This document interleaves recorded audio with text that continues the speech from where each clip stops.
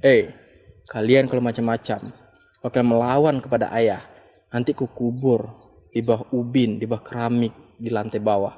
Mau kalian?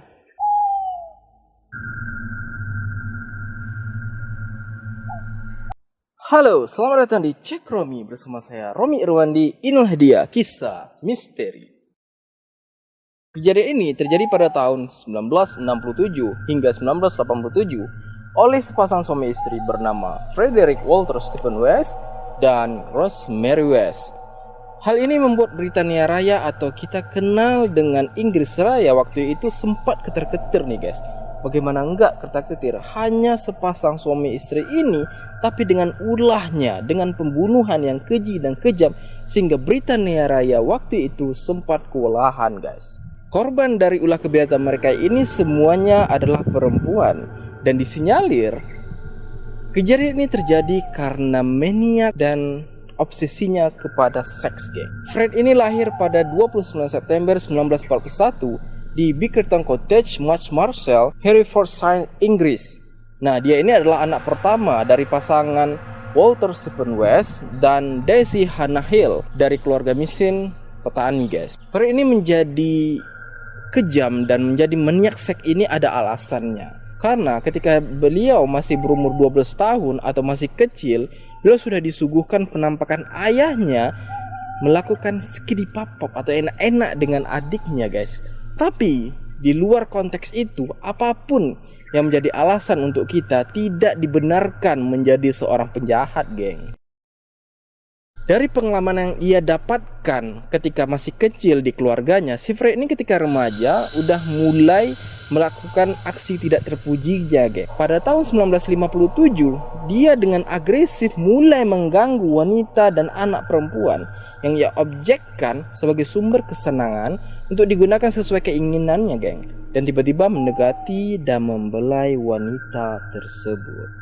Nah, hal ini tidak berhenti sampai di sini. Rupanya pada tahun 1961, kakaknya sendiri yang ketika itu masih berusia 13 tahun menjadi korban dari keganasan seksual si Fred ini. Dari mana terbongkarnya? Kakaknya ini mengadu kepada ibunya bahwasanya dia sudah diperkosa semenjak Desember lalu dan sekarang hamil, geng. Karena hal ini, Fred ditangkap oleh pihak kepolisian. Namun ini yang menjadi, saya rasa ini yang menjadi puncak dia menjadi seorang predator, geng.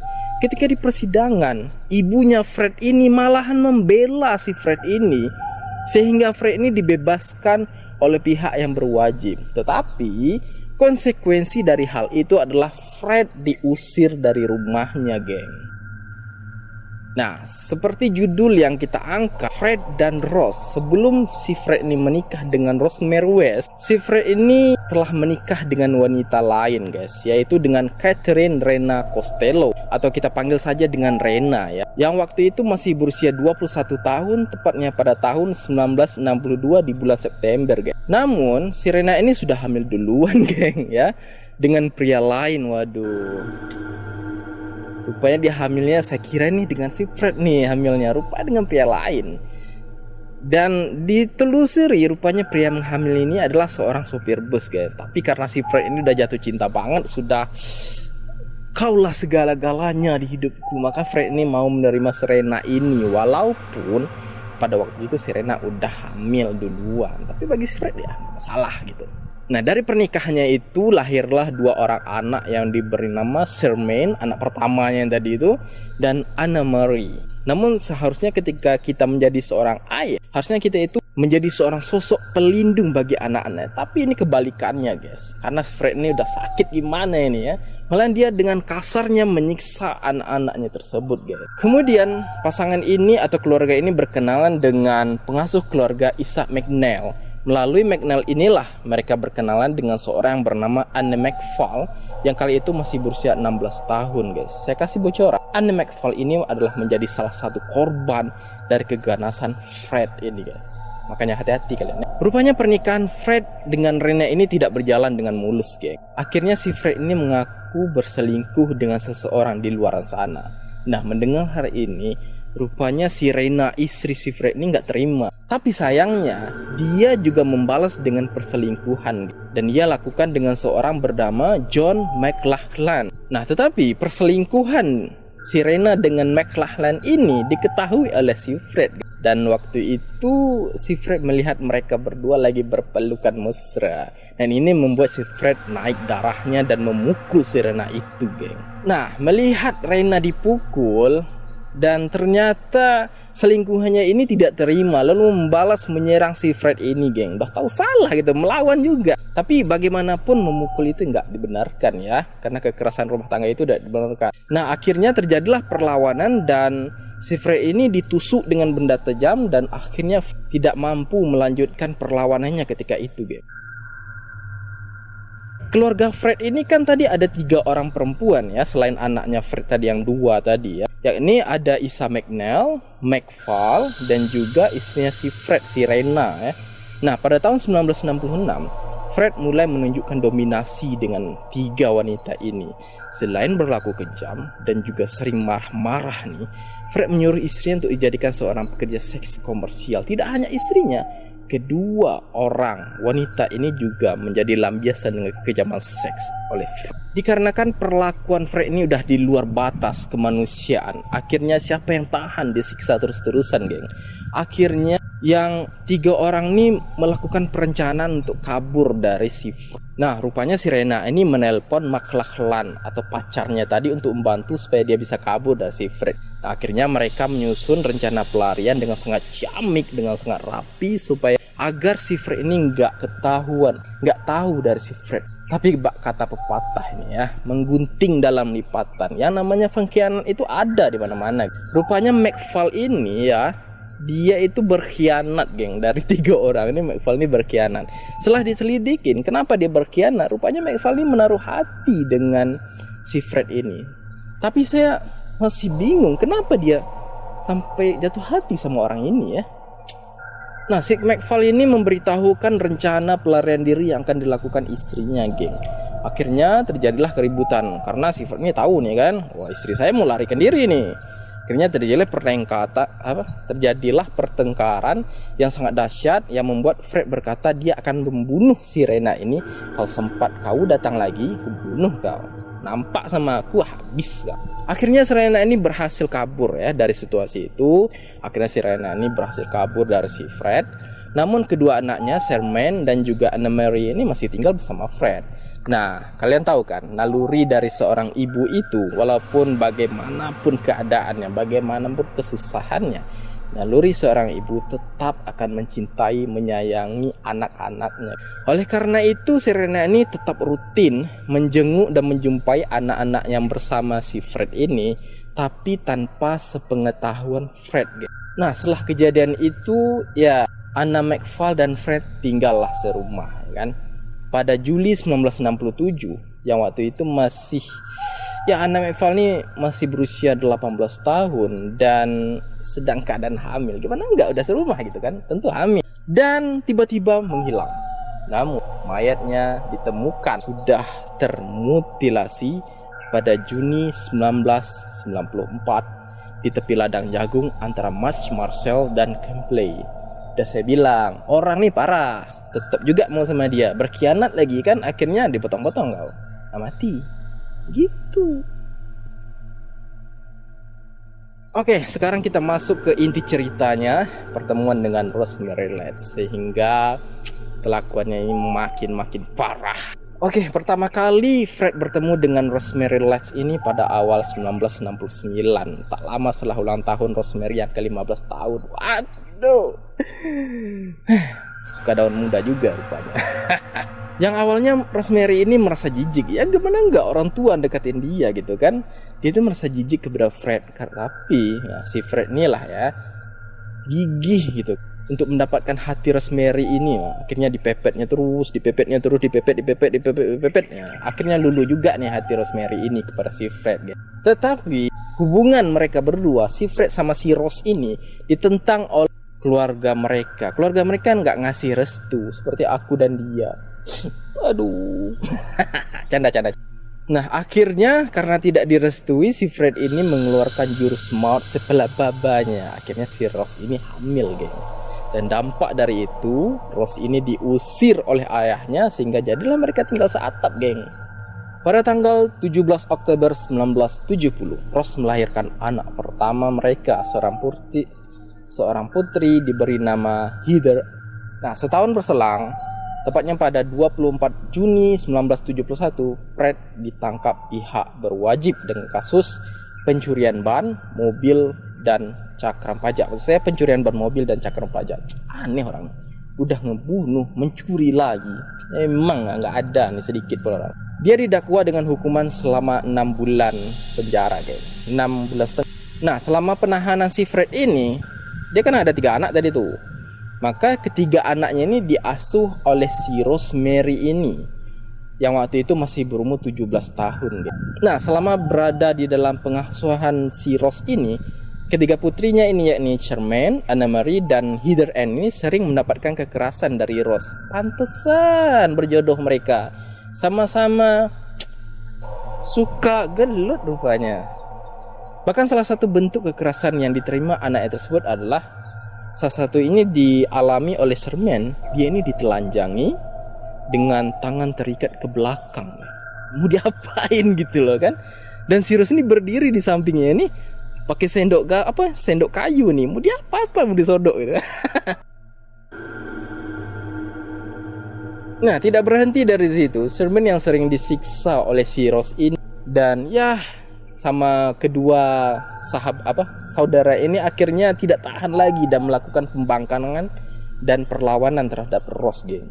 Yang berakibat akhirnya si Charmaine ini dibunuh oleh Rose. Sebelum dikuburkan, jasad Charmaine ini disimpan dulu nih di gudang batu bara Midland sampai si Fred dibebaskan, geng. Nah, tadi kan saya katakan si Rena itu sering mengunjungi dan menjumpai anak-anaknya, geng. Tapi walaupun diam-diam gitu kan. Nah, suatu ketika dia ini dinyatakan hilang setelah berkunjung ke tempat si Fred ini, geng. Dan tidak ada satupun laporan kepada pihak berwajib masuk, geng.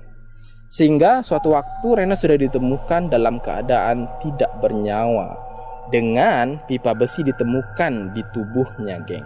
Serta tubuhnya itu udah nggak utuh lagi karena dipotong-potong kayak gitu.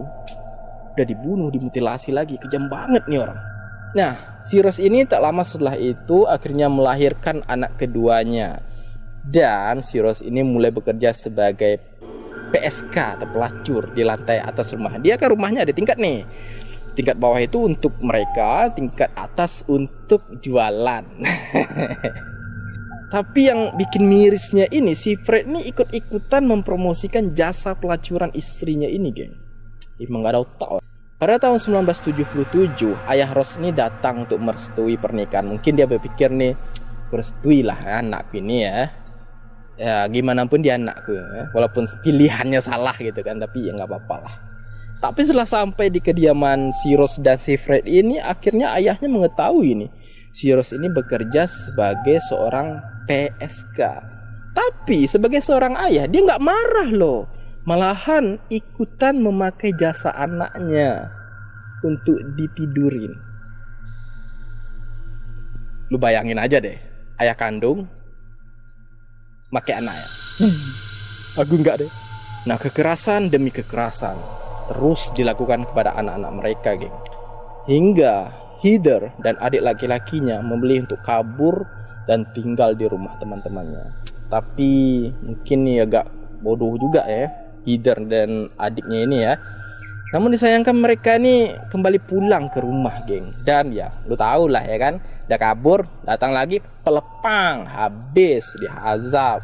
Pada bulan September 1972, Fred membawa Anna Marie ke ruangan bawah tanah miliknya, geng. Lalu diperintahkan untuk membuka bajunya nih. Tapi karena ya ditolak lah, siapa juga yang mau gitu kan. Karena si Anna Marie ini menolak, akhirnya si Rose ini mengambil inisiasi untuk merobek baju si Anna Marie ini hingga ditelanjangi, geng. Setelah itu dia diikat di kasur dan disumpal, kemudian diperkosa oleh ayahnya sendiri, geng. Setelah pemeriksaan itu, Rose mengikuti Anna Marie untuk pergi ke kamar mandi dan menikmati pemandangan bahwa Anne-Marie ini sudah tidak berdaya lagi, geng. Untuk berdiri aja udah sangat susah sekali, geng. Nah, si Rose ini tertawa nih melihat keadaan Anne-Marie sembari memberinya pembalut waktu itu dan berkata, "Maaf, semua orang melakukan itu untuk setiap gadis. Itu tugas seorang ayah. Jangan khawatir dan jangan katakan pada siapapun kejadian ini." Tidak berhenti sampai di situ, geng. Akhirnya si Anne-Marie ini dipekerjakan sebagai PSK juga. Nah, ketika itu umurnya masih 13 tahun. Supaya pelanggan ini mau memakai jasa si Anne-Marie ini, orang tua ini menipu lah. Akhirnya seolah-olah si Anne-Marie dia bilang ke pelanggannya itu, "Ini umurnya udah 16 tahun nih, udah mantap nih, pakailah." Pada suatu ketika si Anne-Marie ini memiliki kesempatan untuk kabur, deh. Karena ada kesempatan dia langsung kabur. Cerdiknya Anne-Marie ini dia nggak mau lagi kembali kepada situasi itu, nggak mau pulang dia lagi. Setelah kepergiannya Anne-Marie ini, setelah kabur nih Anne-Marie ini, kan tinggal tuh ada anak Frednya yang dua, Heather dan Mae, semakin mendapatkan tekanan deh, ya. Anne-Marie udah pergi, Heather dan Mae sekarang korbannya. Dia mendapatkan perlakuan yang tidak manusiawi. Ketika mereka pubertas, frekuensi pelecehan semakin ditingkatkan, geng. Dan bahkan pemerkosaan terjadi kepada mereka, geng. Sampai suatu ketika si Heather ini udah nggak tahan lagi nih, tiap hari disiksa, dipukul, diperkosa segala macamnya. Akhirnya nggak tahan lah. Akhirnya dia melapor ke orang tua temennya bahwasanya dia mengalami hal itu, geng. Tapi sayangnya informasi ini bocor kepada orang tuanya, geng.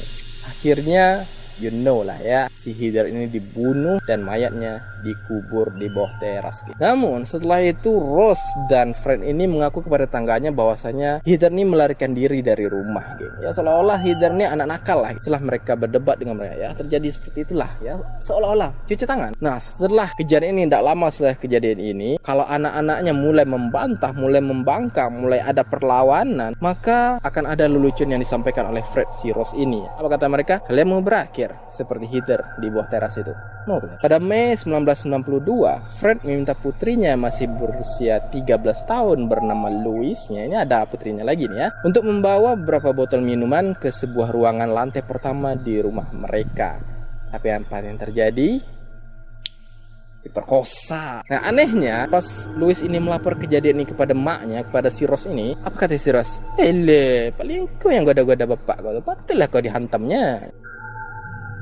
Pada tanggal 6 Agustus 1992, polisi melakukan penggeledahan di rumah Fred dengan alasan mencari barang curian. Karena si Fred ini udah menjadi blacklist, track recordnya di kepolisian itu terkenal dengan seorang pencuri, geng. Namun tidak ditemukan tanda-tanda kekerasan seperti yang ramai dibicarakan di rumah itu. Bahkan CD karena ketika dia memperkosa anak itu kan di video ini ya tuh, dijadiannya DVD gitu. Tapi itu nggak ketemu sama polisi, geng. Nggak polisi namanya kalau nggak banyak akal gitu kan. Namun karena nggak ketemu nih barang-barang bukti segala macam nggak ketemu, polisi ini menginterogasi anak-anak mereka, geng, dan mendapatkan sebuah lelucon yang biasa Fred katakan, kalau mereka berulah, kalau mereka membangkang, mereka akan dikubur sama seperti Heather di keramik bawah tanah. Menanggapi hal itu, pada 24 Februari 1994, polisi membawa surat perintah penggeledahan kepada Rose. Dan seketika itu, wajah Rose langsung pucat pasti dan bertingkah aneh, guys. Lalu Rose ini bertindak seolah membela dirinya, seolah dia nggak bersalah gitu.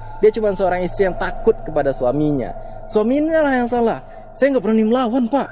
Dia begini. Tangkap itu si Fred, Pak." Akhirnya si Rose ini semakin kalap, semakin nggak bisa ngontrol diri ketika ditanya perihal kehilangan si Heather ini, guys. Fred yang waktu itu sedang bekerja dan mendengar bahwasannya rumahnya digeledah sama si polisi, akhirnya memutuskan untuk pulang dan menjelaskan kepada polisi bahwa semua itu nggak ada kaitannya sama mereka, guys.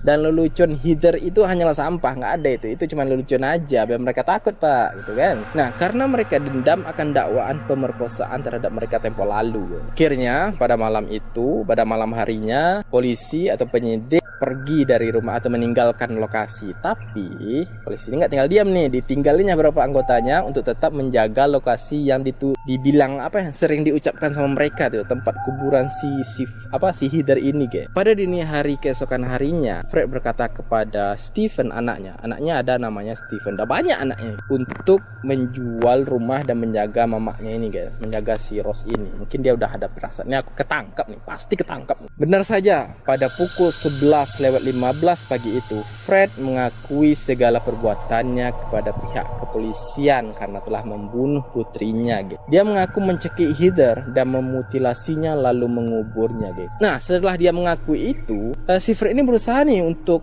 menjaga atau melindungi si Rose ini dari dakwaan supaya nggak kena tangkap juga guys. Keesokan harinya, pada tanggal 26 Februari, pihak kepolisian menggali lokasi yang diberitahu oleh si Fred ini guys. Namun polisi tidak hanya menemukan satu jenazah nih, kok banyak gitu, kok ada lagi, ada yang lain. Nah, siapa ini? Itu polisi nggak satu kau bunuh nih, banyak kau bunuh rupanya ya.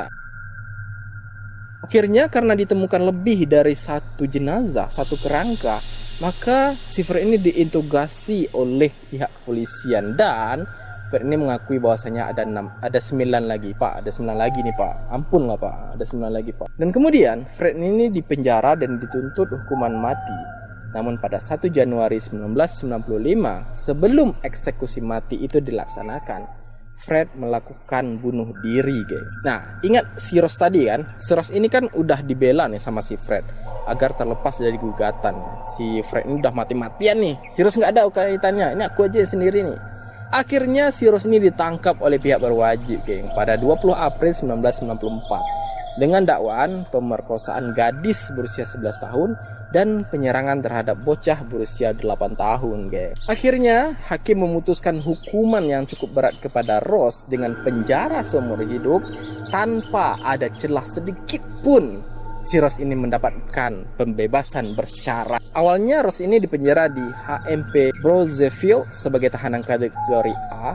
Dia kemudian dipindahkan ke HM Prison New Hall.